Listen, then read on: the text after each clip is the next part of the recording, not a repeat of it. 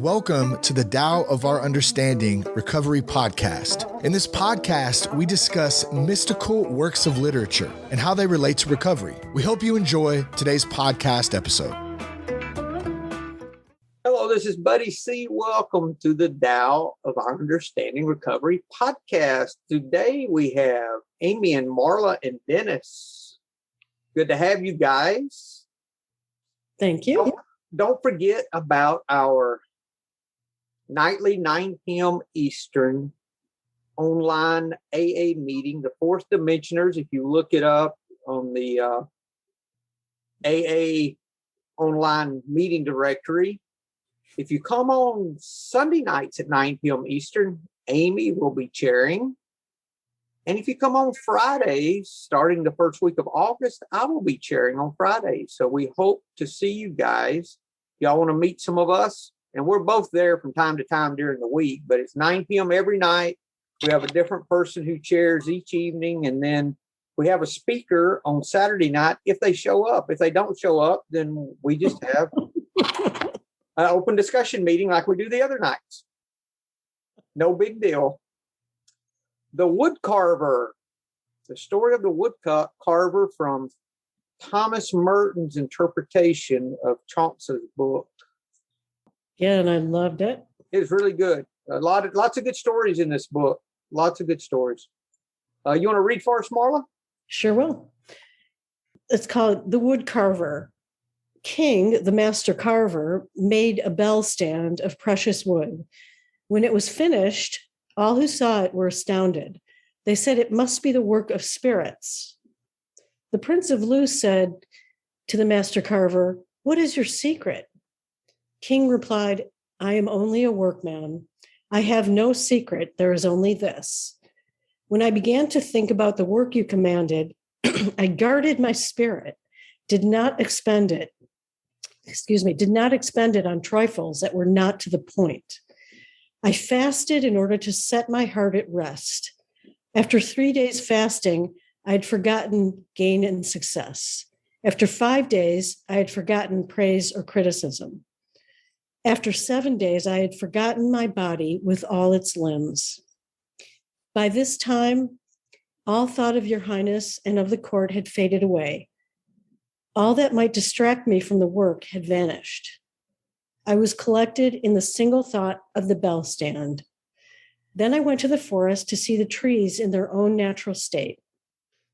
When the right tree appeared before my eyes, the bell stand also appeared in it, clearly, beyond doubt. All I had to do was put forth my hand and begin. If I had not met this particular tree, there would have been no bell stand at all. What happened? My own collected thought encountered the hidden potential in the wood. From this live encounter came the work which you ascribed to the spirits." Right. Kind of, but yeah, I think he saw reality. You know, he like with all his senses were withdrawn, and he renounced everything, and all that was left was reality. It was nothingness and just the reality of it. Yeah. He was able to get to a point of effortless effort, right? A point of wu wei, but it took a lot of effort to get to a point of effortless effort, right? Yeah, I was going to say that it took a lot of work to do that. Fasting is hard work. It is. But the goal was to empty his mind out to see what was real. I think. Being powerless takes a lot of work. Good point. Any comments, guys? Y'all have anything? I thought it was interesting the process he went through. First, he started with some humility. I am only a workman. I have no secret. So there must have been the prince came to him as if obviously he had a lot of carvings that were magnificent. So the prince was coming to him, wanting him to make a bell stand. So you know, he was a well-respected wood carver. It wasn't some guy that didn't know what he was doing. So he was well known. He was well respected. And the prince is asking him what his secret is. So the prince wants to know what he knows. So this is not a guy that knows nothing. This is a very well respected wood carver, which at that time would have been a prized craft. Indeed, like Michelangelo carving the marble, exactly like that. He saw the body came out as he was carving. But so the wood carver said, I am only a workman. So instead of just saying, oh, I am the master wood carver, I will take care of this for you, Prince. None of that. He actually did the opposite. He was powerless, really, when you look at it. He says, I am only a workman. I have no secret. Because he asked him what his secret was. How could he do this, He said, there's only this. So then he started telling him how he did it. Right. They finally gave us step-by-step instructions on how to do this stuff. Fast. It's hard, Marlon. Look at what he did. Okay. He said, when I began to think about the work you commanded, I guarded my spirit, did not expend it on trifles that were not to the point. Okay. So he sat with the assignment was my note on that one. He just sat with him. He didn't let himself go off into thought and all these different things. He just sat with it for a while. Then he fasted in order not to find out, but to be at rest. So he said, I fasted in order to set my heart at rest. I didn't fast in order to figure out what to do. I fasted to be at rest. And so now he starts talking about what the fast, how he went through the process of getting to be at rest. All of this is about the wood carver, the process the wood carver goes through to be at rest. And then what happens when he's at rest. This is the Serenity Prayer, really, is what this is. I'm just thinking it through right now. We talked about the Serenity Prayer Tuesday night. There's no accident. On Mark's podcast, on the Recovered Cast, our topic, I help him every few weeks. And the topic was the Serenity Prayer. So let's talk about Serenity Prayer for a minute right here. I want y'all to see how it parallels. God grant me the serenity to accept the things I cannot change, the serenity to accept what I can't change, the courage to change the things I can, and the wisdom to know the difference, right?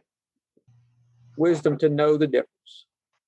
I thought the point of the Serenity Prayer was to gain the wisdom to know the difference. Me too. Okay. But it's last. So why would it be the last thing I would ask for? It looks like it'd be the first thing I would ask for if that was the case. Okay, let me finish. You have to learn what you need to know the difference. Yeah, that's how I always looked at the Serenity Prayer was, it's like it was backwards. Somebody mentioned that. And I was like, well, wait a minute. What is serenity? The definition of serenity, I'll look it up again. It was, I don't want to misquote. The state of being calm, peaceful, and untroubled. It's not a state of happiness. It's a state of calmness. So I have to have the calmness. This is how I'm seeing this. I have to have the calmness to accept everything. Then once I have the calmness to accept everything, I can know the wisdom to change the little bit that I can. So I have to have the calmness to see things as they are. Okay. And it's the wisdom to know. It's not the wisdom to learn. It's that intuitive knowledge that we talk about in recovery all the time. We intuitively know how to handle situations that used to baffle us. So if I'm calm and I can let things be, then maybe I can know what I can change and what I can't. But I got to have that calmness be at rest first before I can see it, before I can even see the wisdom. So I thought that was pretty good. And then we look at this and I'm like, whoa, wait a minute. He's talking about serenity here. He's talking about how he finds calmness and rest. Because he says, this is what I fasted to make my heart at rest. After 3 days, I forgot about gain and loss, about what I was going to make or lose off this. After 5 days, I forgot about praise or criticism. Not only did he lose what praise he would get, but what criticism too. So it's both sides. It's not just one or the other. Balance. Yes. Accepting the things he can't change and the courage to change the things he can. There's the balance. Yeah. Both sides of it. Wisdom is a balance too, I think. Yeah. And it's the wisdom to know. It's not the wisdom, because it's not the fact that you need the ability. You just need to know. It's just about knowing. I can't get to the calm though, unless I've first accepted. But it's the calmness to accept. But for me, it's the acceptance to get to the calm. You might calm before you accept. I think you might. I mean, maybe. No, I definitely see that. I've never looked at it the opposite way. But Amy, don't you, for me, no matter if it's something for me to change or not, first I have to accept it as it is. Right. So I have to accept it as it is first. Then I can distinguish between, okay, I can know from that what I can change and what I can't. So I have to accept everything as it is and not think something's different than it is for me to be able to do anything with it. Right. So I think that's the process that the Woodcarver was going through. I need to accept this assignment as it is. And I need to get gain and loss out of the picture. I need to get praise and criticism. Then he even went after 7 days of fasting. He's committed. This is work. Have you ever fasted 7 days? Oh, no. I fasted 5 one time, water only. And let me tell you, it's no fun. But you do get past a point to where you start, you're not hungry anymore. But it does. I mean, it's hard. It's difficult. So he was so committed that he fasted 7 days. And he said at 7, he forgot his own body with all of its limbs. In other words, he had nothing left that was keeping him from being at rest. So, what, Dennis? I really like this. I have a little bit something to add to it because I'm also studying some more of one of my favorite teachers, totally here, Meister Eckhart. I really like the thing about acceptance. When we're talking about spiritual awakening, we are talking about what comes beyond the mind. The mind sometimes is just pretty cluttered, and that's where we find the ego and identify ourselves with the ego. So let me read this little paragraph, and it has something to do with the Woodcarver here. And it says here, the moment you start watching the finger as a higher level of consciousness, become activated. You then begin to realize that there is a vast realm of intelligence beyond thought. That thought is only a tiny aspect of the intelligence.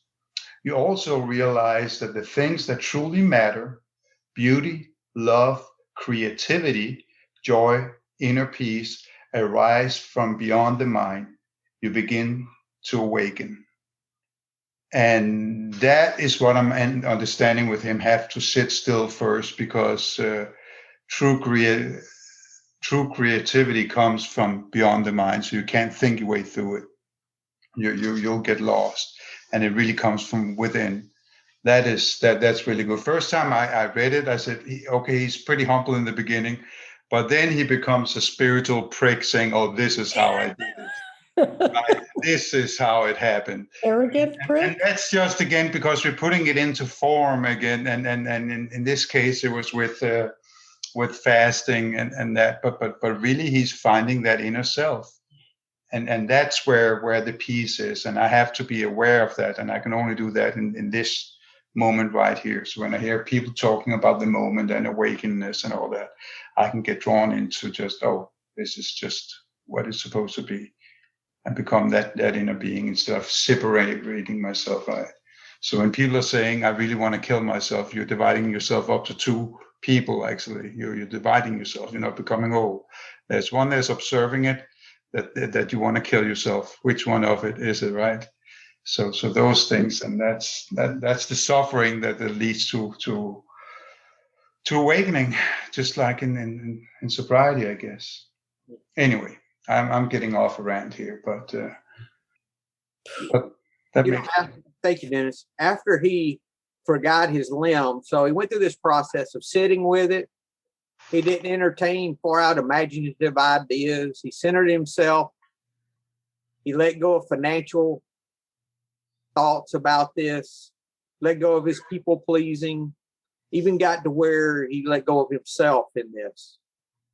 Then he says, by this time, all thought of your highness in the court had faded away. Imagine that might be a statement that he could have gotten executed over if the prince took that as an offense. And he said, all that might distract me from the work had vanished. So he sat and fasted. I would imagine meditation was part of this, whatever the case, whatever worked for him to clear and to single his thoughts. He stayed there until everything that would distract him was gone. And I was collected in a single thought of the bell stand. So everything had left except the thought of the bell stand. Then I went to the forest to see the trees in their own natural state. So he started observing, started looking.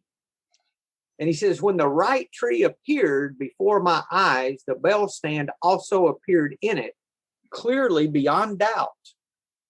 All I had to do was put forth my hand and begin. So even with that, I see humility.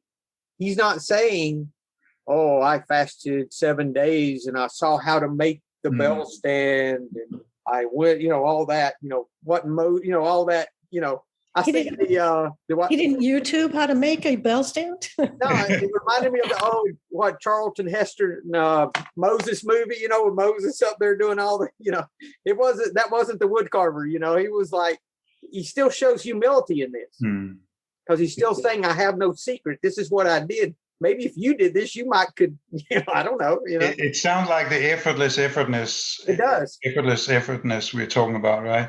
Yeah. And it's interesting. He says, if I had not met this particular tree, there would have been no bell stand at all. So he was looking for the tree. He said, what happened? And this is the essence of the whole story right here. My own collective thought encountered the hidden potential in the wood. From this live encounter came the work which you ascribe to the spirits. You think this is God doing it. Well, let me tell you how it happened. This is the mechanics of what you say God did. I surrendered and I fasted until my little self was no longer involved in the process. And then I started looking and seeing, and I observed and saw it. And the potential was in the wood. It wasn't in me. The woodcarver is not the one that had the potential. It was the tree. He says he observed, he encountered, which means to observe or to see. He encountered the hidden potential in the wood. So what he's saying is, all I did was unleash the potential in the wood. That's all I did. And I got rid of myself long enough to where I could see it. So all that whole process was about him seeing the potential in the wood. That's all. And he says, in this whole encounter I had with the wood, you think it's spirit. You give the credit to spirits, but the spirits had nothing to do with it at all. Is what he's saying, I think, if I read it correctly. I read it the same way, and yet through someone else's eyes, the king's eyes, it was something so spiritual. Yes. Or something so great that the woodcarver did. And the woodcarver said, it's not me. No. Essentially, though, he went through the process of surrendering to get down to that innermost self, which is where the deep reality is, which is where the God or the creator or the intelligence or whatever is, right? It's deep down. And so it's interesting that he says it's not the spirits, but he went through, for me, I see this whole process as uncover, discover, discard. Or in reverse, right? Or whatever. I see him absolutely readying himself for this task at hand. And how do you prepare for something like that? He fasted. He got himself right with the universe, so he could be the best, fit himself to be of maximum service to this task at hand. And through that, seeking. It absolutely was. So it's kind of paradoxical to me that he says it's not of the spirit. It's not the spirits, but it's spiritual. Well, this is the thing, Amy. He thought it was interesting that this process they would thank the gods for this great work when he says, we're the God that did this. Instead of giving the dividing between us and God, he's saying this is how you touch the universal self, that all of us are part of that universal self. And I think that's what I get out of that, is that he's saying, you say it's God over there, I'm saying it's God right here. Yeah, he doesn't decline it. He just says, which you ascribe to the spirits. He doesn't say that it is. Right. So yes. Mm-hmm. Chauncey does that. Chauncey does that in a lot of. That's Chauncey doing that. He's the one that wrote the story. So he's very much about, like in some of the other stories that we've read. You think it's them doing it? Yeah, right. Something different from us. We're all part of that collective self. Could you translate that into the different ways of believing in God, where you say it's not to disturb that kind of things, because when we say the word God, we already go into the different ways of believing of Christianity and other kind. And do you think that's the way that Chancellor is choosing not to take any religious sides, if you can say it? I just think we have to give everyone space to figure this out for themselves, because I would not have accepted that 5 years ago. That's true. So I think we all have to just give everyone space wherever they're at, who they want to believe. Like, my son is getting better, and I have people that are praying for him to be healed, and I'm like, I want to say, stop that, but I don't do that. I say, thank you. And I'm appreciative, because that's how they are showing love. And that's great. And I give them room to do that, It's all that we can do. Really. Yeah. And so I'm good with that. That's what I'm saying is, I'm not going to jab people for, that's one I don't like about my Buddhist friends. They'll jab people for having a God belief, and I don't like it. You got to give people room. It's exactly the same thing as if Christians are saying something about the Jews or something. It's exactly the same. It doesn't matter. I don't like that, because I think we need to give everyone room, because everyone's where they need to be, in the whole process, And not being a Buddhist, you don't care what other people are into. It's your own. We have such a God complex, anti-God. Most of them are there because they don't believe in God, and they're looking for someone to validate their beliefs, basically. It's actually pretty funny. I remember that the guy that came up to Buddha and asked about spiritual awakening, and all Buddha has in return is it's the end of suffering. So he only half answers the question, saying it's the end of this, but he doesn't actually explain what it is, because that's your own personal experience. And that is how it's meant to be, that you have to experience it by yourself. And it doesn't matter in which form you just deep into. That is kind of funny. Yeah, I've accepted they're like they are, but they need space to figure it out for themselves too, And it's funny, every book we read talks about a collective self or the universal self, and they just kind of glide over that and don't mention it. I don't understand it. But The Buddhists? Oh, in my Zen study group. They just glide over anything that's spiritual parts of the teachings. Oh, They kind of glide over that. We'll talk about a universal self or all of these things, that we could interpret as being God. They want to go the other direction, and so I give them room and kind of laugh at them and watch them squirm. I don't know really what that was. And they're, but back to what we have. Yeah. I think he's saying, you call this the spirits. I don't see spirits here. If you think it's something out there, maybe you need to look at it again. Well, his response is when he says, "What happened? My own collected thought encountered the hidden potential in the wood." And you can say that my own collected thought is that what we're talking about when you're sitting, being it with everything and everyone. That is that collective thought beyond the mind. That's how I'm perceiving this. Yeah. How about this, Dennis? How about he gave to the wood and the wood gave to him? The tree gave to him. The tree gave him a bell stand. That's good. Yes. That's a new way of looking at things, by the way. Sure. Yeah. And you think it's a spirit that did it. He says, I just got still enough to see it in the bell stand, see the bell stand in the wood. And the wood, I looked around till I saw the tree that had it, and the tree gave it to me. The potential was in the tree, not in me. Wow. Well, I just finished this work table for this guy, and maybe I should prize him for 30 hours of meditation first. I think that would be amazing. So unhumble. 8 hours, yeah, but I meditated. I meditated for 30 hours. We got to put that to it. But he's not on the same spiritual plane, so he'll be like, "What the hell? What do you mean?" No, he'll say, "Dennis, you go pray and get God to pay you that part." Yeah. Yeah. Oh my goodness.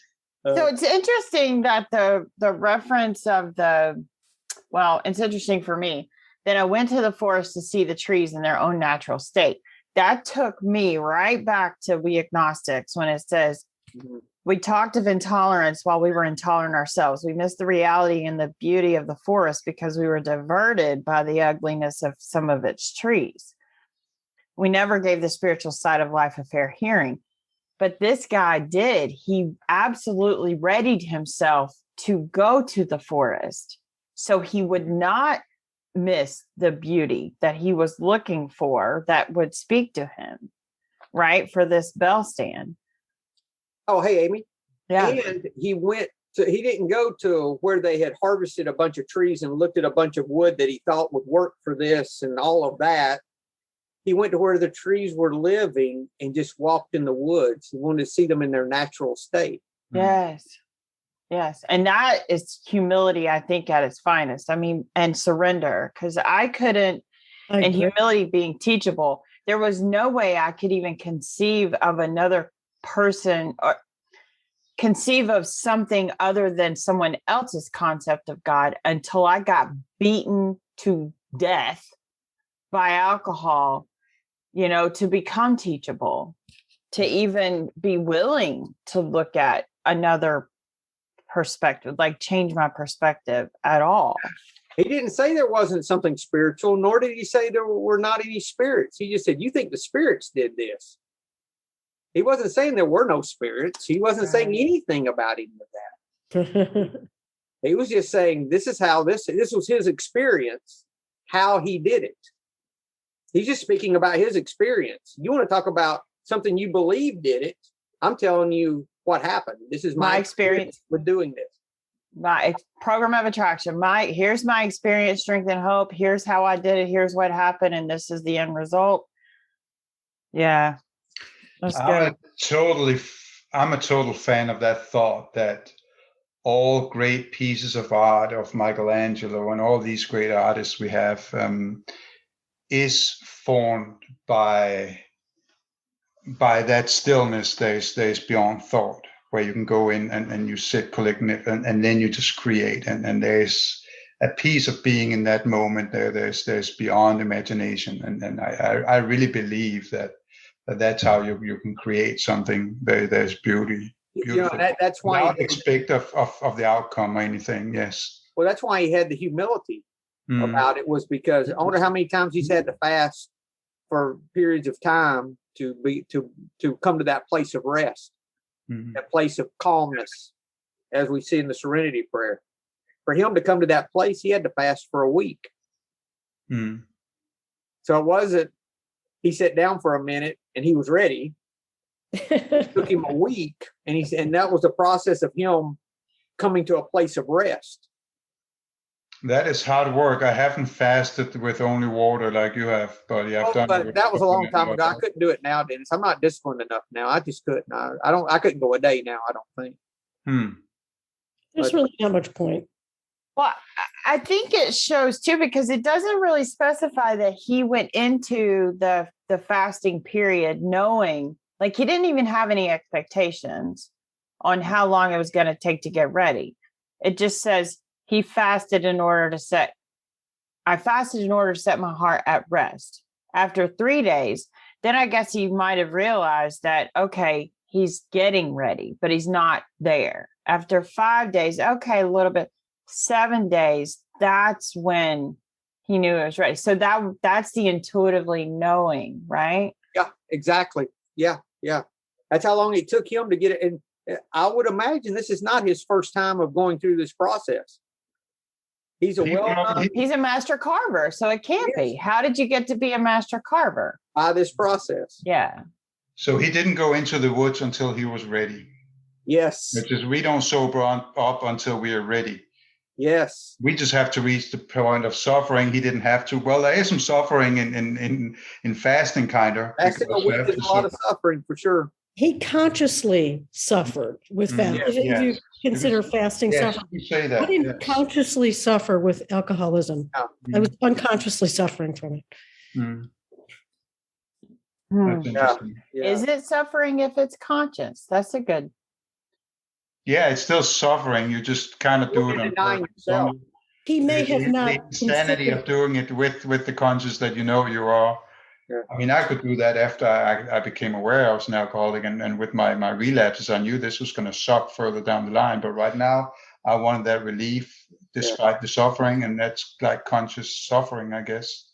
He may not have seen fasting as a form of suffering. We do, of course.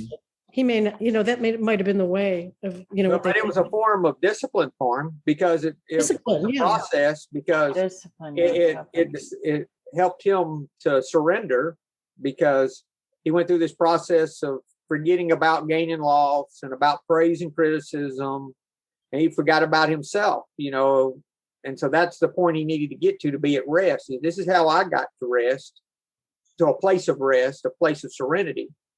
Can that be a great tool, buddy? Fasting, a great tool for creating clarity? Could be. Mind, could that be? I mean, I don't know if you remember it when you were fasting. It could be, Dennis, if it's something you wanted to use. For me, it's the meditation at the moment is the tool that really works for me at the moment. If I need to figure something out, I need to sit with it until I have an answer. Remember the first time I did that, I had something I couldn't figure out, it was a business thing. And I just could not figure it out. I said, I'm just going to sit with this until I know. And it didn't take me but a few hours. Well, it took me one day about 6 hours. First time I'd meditated that long in a day. And I got the next day and meditated 2 or 3, 4, I forget. But all of a sudden, I knew what to do. You were literally sitting for 6 hours in and out of thoughts, because thoughts will come up and arise and in and out. Not trying to figure it out. Not trying to take notes, and just sitting still and see, okay, this is just sit while. Just sitting until I know. I do know for me, every time I've let go of trying to force a decision, I've let go of trying to make that decision. It arises. The choice comes to me. It's made for me. Yeah. I just, if you let go of this journey I'm on to become a graphic designer, I keep, am I stupid for doing this? I'm too old or whatever. And I keep coming back to, this is really the right thing for me to be doing. And without suffering through this decision, it seems to feel right. That's what letting go for me. It is. Like it feels right now. Like that block of that tree felt right. Mm. Could you imagine, though, to be on the level of this master carver of surrendering self to the point that you no longer that you didn't depend on your own abilities, because he had some abilities, obviously, but he didn't depend on his own abilities. It took him a week of, here it looks like a week of fasting for him to do that. So, I mean, this was a well-known, it looks like the more successful you would be, the more difficult it would be to do that. So maybe with lesser decisions, it wouldn't take a week to get at rest with. But with something like this, I imagine his life depended on the prince liking it too. Yeah, I guess back then you didn't just get fired, you get hung, right? Yeah, I'm sorry, this little, nah. Just for making a piece of art, just for making a shitty piece of art, they killed people over nothing then. Like last week, talking about the story we had about the public official that told the pigs, he was comparing his life to the pig. I mean, oh yeah, it was ruthless. They would want someone to be a toll manager in a toll booth. They would cut a foot off so that they couldn't do anything else but sit in the toll booth. That kind of ruthless kind of things happened at that time. Well, no wonder. We have stories on, I think, in the book that talk about having one foot and the reason they own, some of those stories. So yeah, oh yeah. This is life and death for the master carver. Damn. Yeah. So that's an incredible story, but it does remind me of the Serenity Prayer. We've got to come to that place of peace, that place of rest and calmness, to where we can see. That's what he did. Never how you want to line up the rest of it. He had to get there before he could see. And then he knew. So it's just shedding all the layers, peeling the layers away until you get to the reality of it, of what is real. So for us, probably sitting with decisions, sitting with what it is that's causing us a disturbance, and see maybe what our part is in it. Could be all kinds of things, but we're going to sit with it long enough to where, there's a Tao quote with that, or we're going to let the mud settle to where the right answer will appear by itself. Which was what you did for 6 hours when you had that decision, right? Yeah. And I knew nothing that first day, Dennis. I said, well, I'll try again tomorrow. That's all I can do today. And the next day I did it again, 25-5, 25-5. I do 25 minutes of meditation, 5 minutes walking meditation, and 25 minutes and 5. And I did that again the next day. And I remember sometime after lunch, I know what to do about that. And it worked. Without any suffering. You know what else I suffered for a day and a half. I didn't go to the bathroom. I didn't eat. I did nothing but walk and sit. Yeah. I hope you did all the things you needed to do, but I did. I didn't pee on myself or use a dive. I did get up and use the bathroom. You know what else springs to mind, of course, about the block of wood is Winnie the Pooh, because Pooh, the word Pu means block of wood, uncarved block of wood. Huh. And we know Winnie the Pooh is all about the Tao. Living in the here and now. Without our entanglements, right? My favorite quote? What's your favorite day, Pooh? Today's my favorite day. And so childish, right? So everybody can understand. It's so simple. So fucking simple. Yes, I love it. Which I'm also thinking is that he's referring to the Tao in the last in the last line, where he just said that's what you call the spirits. But according to the Tao, you're not supposed to talk about the Tao or infringe on others, right? So it simply is what it is. Well, according to the Tao, our words are ineffective. Our words are inadequate to talk about whatever is. Words are made up. Language is made up. When it comes down to it, reality is really nothingness. It's really about nothing. About emptiness. It's about learning to live by that intuitive knowing that we're talking about in the Serenity Prayer that we can only get by being at rest. Yet another plug for meditation. I love it. Always. Meditation is saving my life. Oh, no doubt about it. And no doubt. Me too. I couldn't do without it. I mean, I would simply just I'll be in a prison of my own thoughts. And I still see it with a lot of other people where you just go from one thought to another, and it's actually the thoughts there's driving them. It's not them controlling their thoughts. Mm-hmm. And I was definitely a part of that. And it's kind of interesting that you just go from one thought to another without being able to sit still in between and observing them. That's really, really, that's big to me.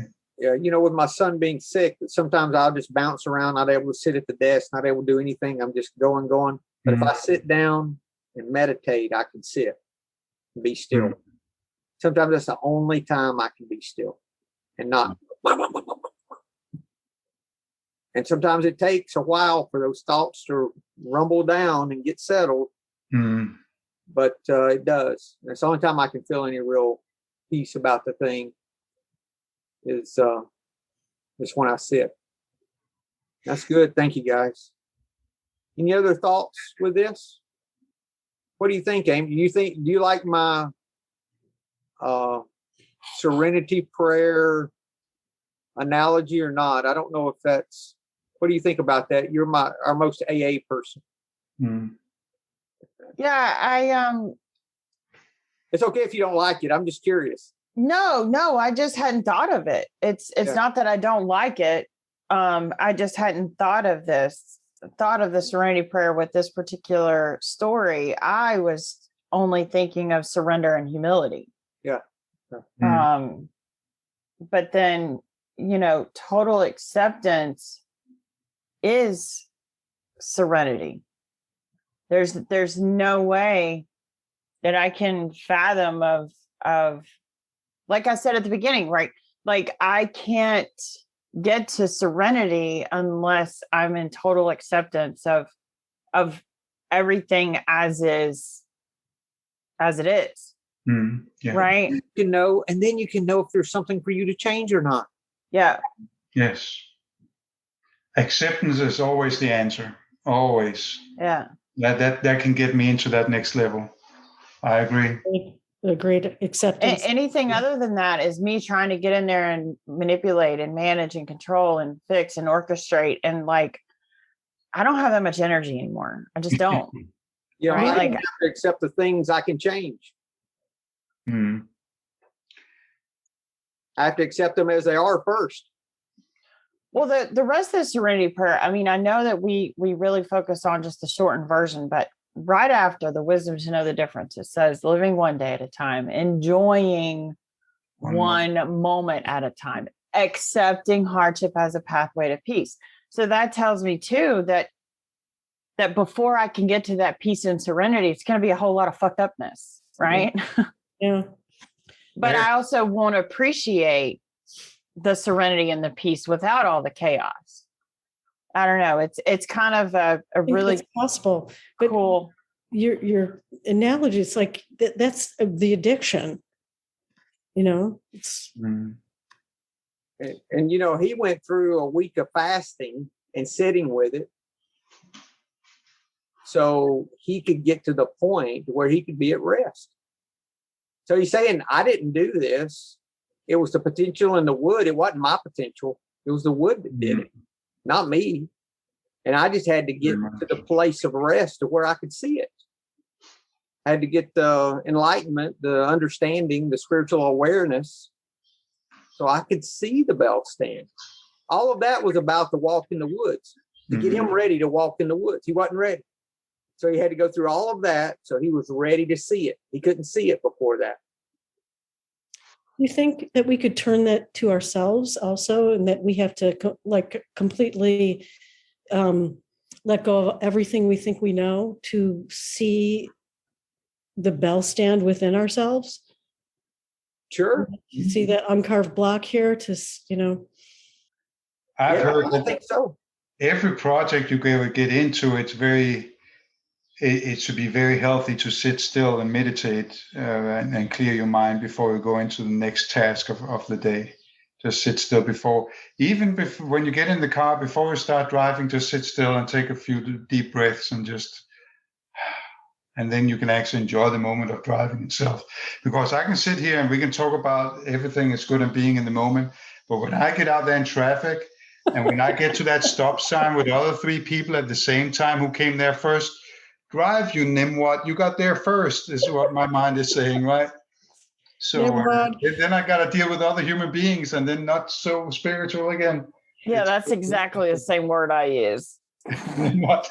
Driving brings out That's not the word I use. Trust me. Driving brings out the worst in us. I was also thinking, to be calm and serene. I'm about to spend next weekend with my family for like 5 days. And I'm thinking, how can you better fast?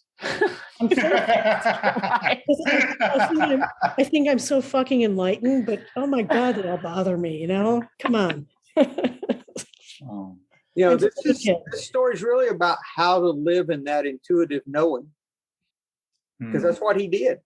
He got to the point where he stripped things away to where he was in the wisdom to know, because he went to the woods and he could see the bell stand. And that came from his intuitive knowing, because he saw it in the tree standing in the woods. It wasn't as if he took it down and measured it and did all of his outlines and said, let's take these 3 pieces and we'll see which one turns out best.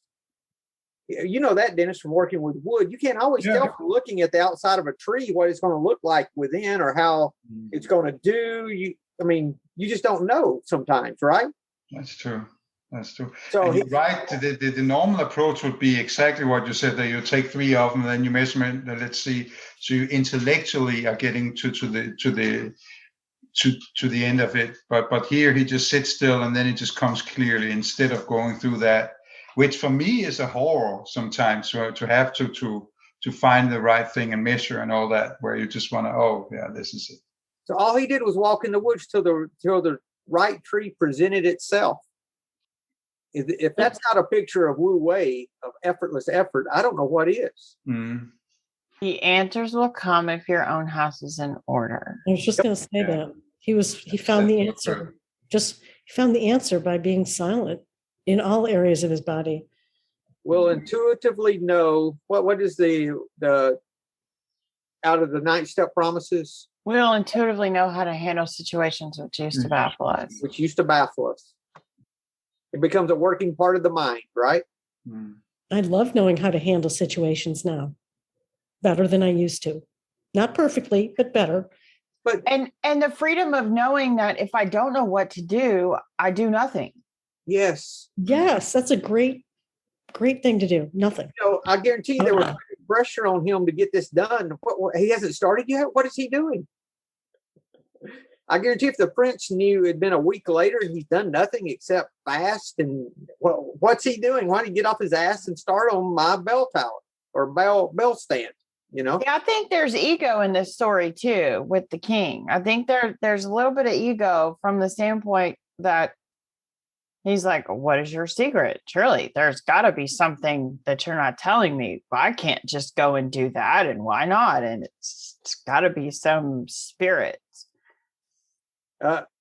Ego on part of the carver or the prince? Ego on part of the king. Yeah, I agree. Yeah, he's supposed to. Yeah. But see, I think the carver surrendered enough through his fasting, and I would think meditation too, because he says he said with his thought, to where he got past his ego, because all those are aspects of the ego. Is gain and success, all the thoughts at first on trifles and things, the thoughts of forgotten gain. He forgot gain and success, forgot praise or criticism. All of that's aspects of the ego. Right. Ego deflation. Yeah. Which is what he got to. Right.